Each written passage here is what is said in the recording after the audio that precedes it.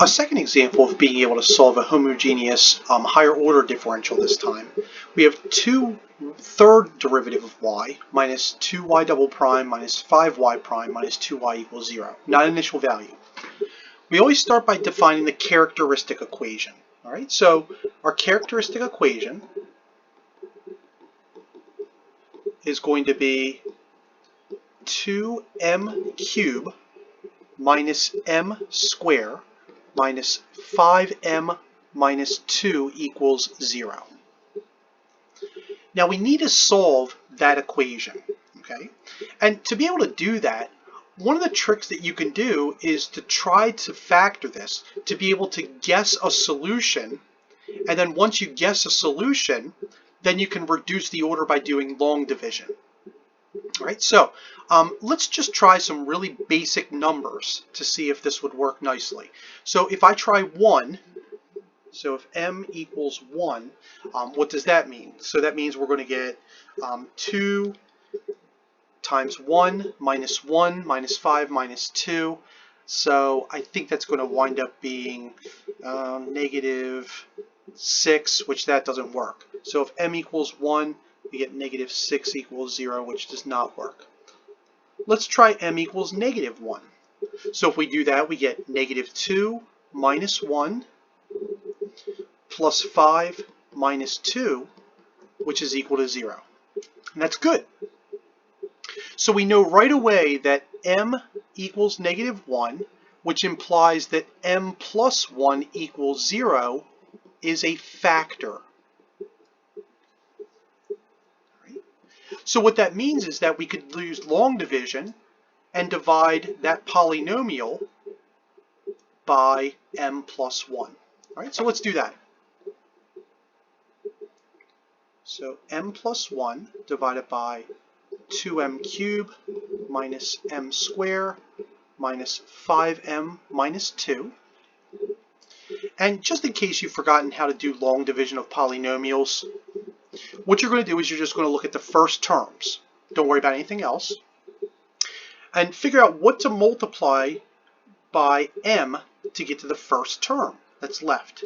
So we know that if we multiply m by 2m squared, what that's going to do is that's going to give us 2m cubed,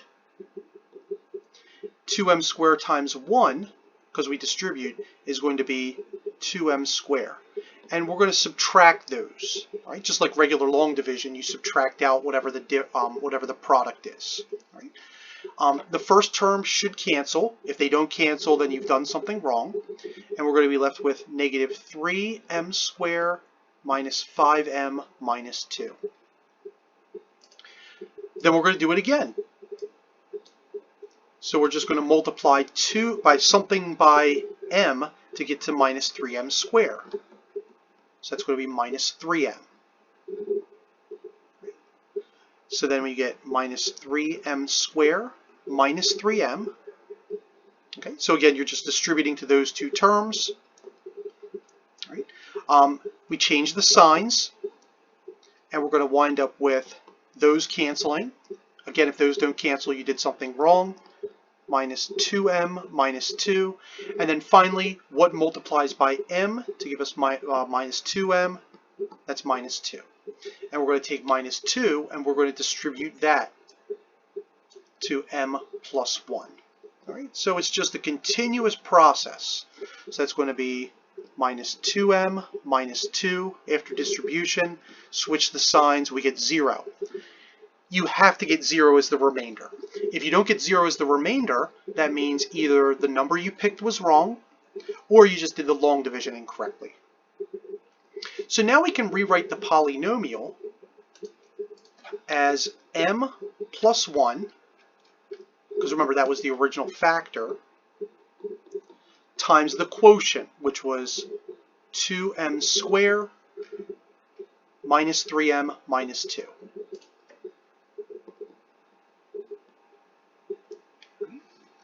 Equals 0, because that's our characteristic equation. We're going to factor this polynomial, this second degree polynomial now. So m plus 1, if we factor it correctly, I think it's going to be 2m plus 1 m minus 2 equals 0. And we just factored into that. And that means that we get 3 solutions. One solution we already knew was -1. Another solution is -1/2. And a third solution is going to be 2. Okay. Those are 3 distinct real roots. So that means we still have a case 1, but we're going to have 3 terms. So for our solution, y of x, that's going to be equal to c1e to the -1x plus c2e to the -1/2x plus c3e to the 2x. And that's it. All right, so hopefully that makes sense to everybody as to how to solve these types of differentials that are homogeneous, that have a case 1 type. Now let's take a look at a case 2 type. And it's another initial value, although it looks tough, it's not going to be all that bad. So we have 3 times the third derivative of y plus 2 times the second derivative of y is 0. And then we have these 3 initial conditions. So let's again find the characteristic equation. We have 3m cubed. So we have 3m cubed plus 2m squared is equal to 0. To solve this, we're going to factor out an m squared. We get 3m plus 2 equals 0. And we're going to have repeated roots this time. So right here, we have m1 and m2 equals 0. Okay, so it has a multiplicity of 2. Right here, 3m plus 2 means that m is -2/3, and that's an m3. So we actually have a combination of a case 1 and a case 2. Now case 2, we have repeated roots. In case 1, we have a singular root. Let's go back up and remember what it means for us to have repeated roots. It's actually very similar to case 1. So if you have repeated roots, then what that means is that you have c1e to the root times x, c2x e to the root times x. All right. So let's just go ahead and take care of that, and then we can take care of that third solution. Right. So our function, at least the general solution, is going to be c1 e to the 0x plus c2x e to the 0x, and then finally c3e to the -2/3 x, and that's from this case 1. Okay, so the case 2 are these repeated roots, and then since this is a completely different, since this one is a completely different solution than the other two, then that means that we have a case 1 for that. Now, of course, we can simplify that because we know that e to anything is just going to be 1. So another way to write the solution is going to be c1 plus c2x plus c3 e to the -2/3 x. Now, we're not done because remember, this is an initial value. So we're going to have to find some successive derivatives in order to get this problem completely correct. So we're going to have to find 2 derivatives.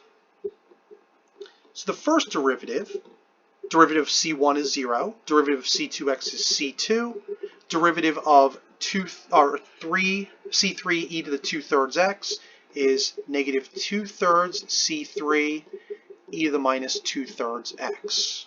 Chain rule. Our second derivative of c2 is nothing. Derivative of -2/3 c3 e to the -2/3 is going to be 4/9 c3 e to the -2/3 x. And now we have a system.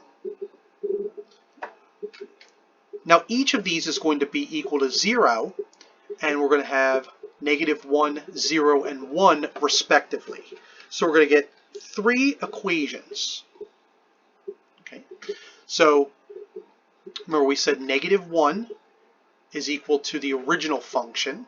So we're just setting right here, this is -1, is equal to C1 plus C2 times 0 plus C3e to the -2/3 times 0.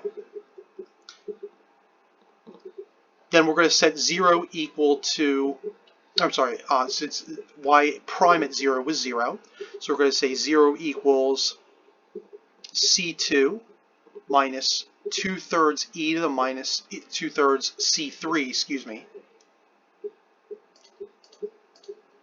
So 2/3 C3 e to the minus 2/3 times 0. And then finally for C3, we said that was equal to 1, or I'm sorry, for the second derivative, that was equal to 1, so 1 is equal to 4/9 C3e to the minus 2/3 times 0. We're going to simplify this very nicely, in fact.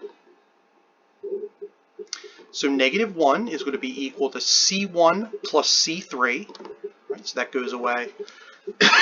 Excuse me. 0 is going to be equal to C2 minus 2/3 C3.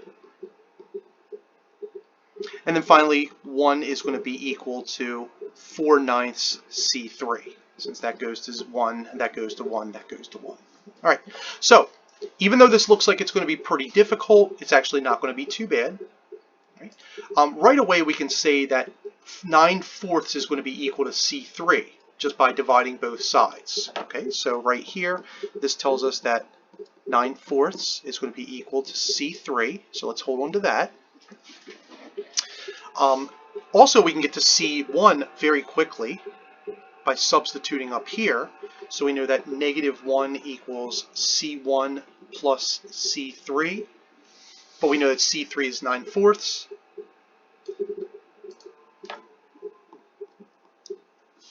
And so if we subtract 9/4, that should be -13/4 is equal to C1. Right? And then we can substitute again right here. Right? So we know that 0 is equal to C2 minus 2/3 times 9/4.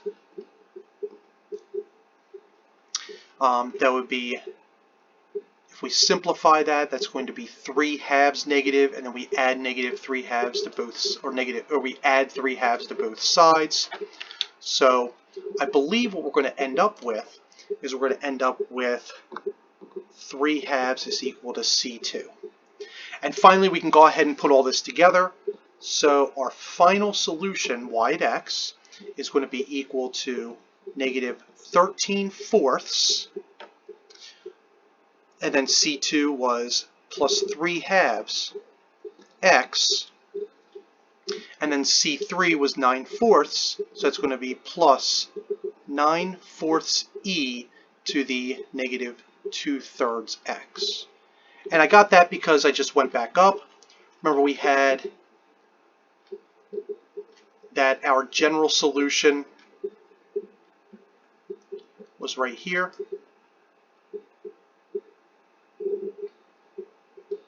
And so I just substituted for C1, C2, and C3. So hopefully this gives you a good understanding as to how to solve these other types of differential equations of second orders that are still homogeneous. We still have a few more to go through, but what I would recommend at this point is maybe trying the last 3 on your own, seeing how far you can get, and then see if you're able to derive the solutions, or if you got stuck, try to figure out by watching the videos where you might have gotten stuck at.